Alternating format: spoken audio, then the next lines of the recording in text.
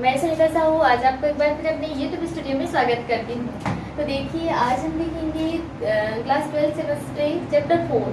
बहुत ही important question है, हर साल इस क्वेश्चन को पूछा जा रहा है। अणुसंख्यता और अभिक्रिया की कोटि में क्या अंतर है, ठीक है। और बहुत इंपॉर्टेंट क्वेश्चन है ये, क्लास 12 के लिए ही नहीं, आप कॉलेज में भी इसको पढ़ेंगे।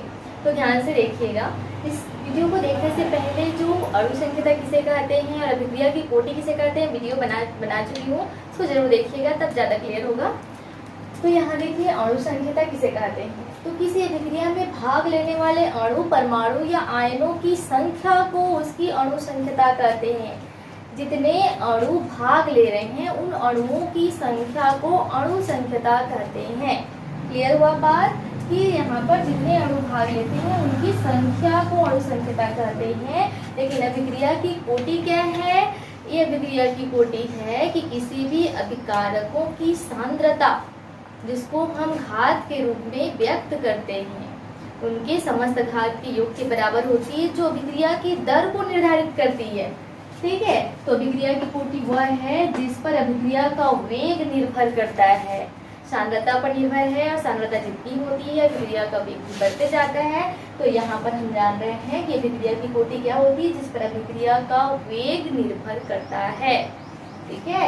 जैसे हम यहाँ पर लगा लेते हैं, जैसे ये A है प्लस यहाँ पर B है, आपका प्रोडक्ट बना रहे हैं और इसका मोल लिख लेते हैं। जैसे ये N मोल है और ये M मोल है, तो अभिक्रिया की कोटि क्या हो जाएगी यहाँ पर, तो ये हो जाएगी आपका N is equal to N plus N, ठीक है। चलिए इसको हम A बना देते हैं, इसको B, तो ये क्या हो जाएगी आपका A प्लस B। तो ये क्या है, इसकी सांद्रता है, सांद्रता के समस्त घातों के योग के बराबर होती है, ठीक है। तो ये हो जाएगा अणुसंख्यता, इनकी संख्या को हम दर्शाएंगे कि कितने अणु भाग ले रहे हैं और यहाँ पर उसकी सांद्रता को दर्शाते हैं। नीचे एग्जाम्पल्स और क्लियर करेंगे। जैसे यहाँ पर इसका मान सदैव धनात्मक होता है, अणुसंख्यता का मान सदैव धनात्मक में आएगा, क्योंकि एक अणु भाग लेंगे, दो अणु भाग लेंगे, ऐसा हो तो अणुओं की संख्या पर निर्भर कर रही है, तो यहाँ पर ये हमेशा धनात्मक होता है। लेकिन अभिक्रिया की कोटि क्या हो सकती है, धनात्मक भी हो सकती है, ऋणात्मक हो सकती है, भिन्नात्मक भी हो सकती है, ठीक है, क्योंकि ये क्या होती है, सांद्रता पर निर्भर करती है। और जब हम अणुसंख्यता की बात करेंगे तो कभी भी ये शून्य नहीं होता, अणुसंख्यता कभी भी शून्य नहीं होता, लेकिन अभिक्रिया की कोटि का मान शून्य हो सकता है, ठीक है। यदि अभिक्रिया की कोटि का मान शून्य होता है तब क्या होता है, जो विकारकों का सांद्रण होता है अभिक्रिया के अंत तक अपरिवर्तित रहता है, तब उसको क्या कहते हैं, शून्य कोटि की अभिक्रिया कहते हैं। जैसे हम एग्जाम्पल में क्लियर करेंगे कि यहाँ पर क्या है, 2HI है, ठीक है, क्या है यहाँ पे 2HI है। तो जब हम इसको विघटन करना चाहेंगे तो किसी के प्रेजेंस में ही विघटन होता है। जैसे आपका गोल्ड होता है, ठीक है, गोल्ड की उपस्थिति में इसका विघटन होगा, तो ये क्या बन जाएगा आपका H2 प्लस I2 में टूटेगा। तो जब कोई भी अभिक्रिया किसी की उपस्थिति में होती है तब उस अभिक्रिया को हम क्या करते हैं, शून्य कोटि की अभिक्रिया कहते हैं। तो यहाँ पर अभिक्रिया की कोटि अगर निकालना चाहें, इस एग्जाम्पल के लिए अभिक्रिया की कोटि निकालना चाहें तो ये क्या हो जाएगा, शून्य कोटि की अभिक्रिया हो जाएगा। लेकिन जब हम इसका क्या निकालना चाहें, अणुसंख्यता निकालना चाहें, तो इसकी अणुसंख्यता कितनी हो जाएगी, 2 हो जाएगी। तो अणुसंख्यता कभी भी शून्य नहीं होती, लेकिन अभिक्रिया की कोटि का मान क्या शून्य हो सकता है। ध्यान रखिए, जब वो अभिक्रिया किसी की उपस्थिति में हो रही है तब, ठीक है, ध्यान आपको समझ में आ गया होगा। और उसके बाद क्या होता है, अणुसंख्यता क्या होता है, सैद्धांतिक होता है, ये सिद्ध होता है, पहले से ही सिद्ध होता है।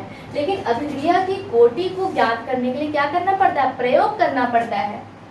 क्या करना पड़ता है, प्रयोग करना पड़ता है। जैसे यहाँ पर देखिए सेकंड एग्जांपल में, अब अणुसंख्यता की यहाँ पर बात करेंगे तो 2 अणु भाग ले रहे हैं, अणुसंख्यता तो 2 हो गई यहाँ पर, है ना, ये 1 और ये 2। लेकिन जब अभिक्रिया की कोटि की बात करें तो यहाँ पर अभिक्रिया की कोटि 2 नहीं होगी, बल्कि प्रथम कोटि की अभिक्रिया होगी। और हम कैसे जानेंगे इसको कि ये दो अणुसंख्यता होते हुए भी प्रथम कोटि की अभिक्रिया है, कैसे जानेंगे? तो इसको जानने के लिए क्या करना पड़ता है, प्रयोग करना पड़ता है, प्रैक्टिकल करना पड़ता है।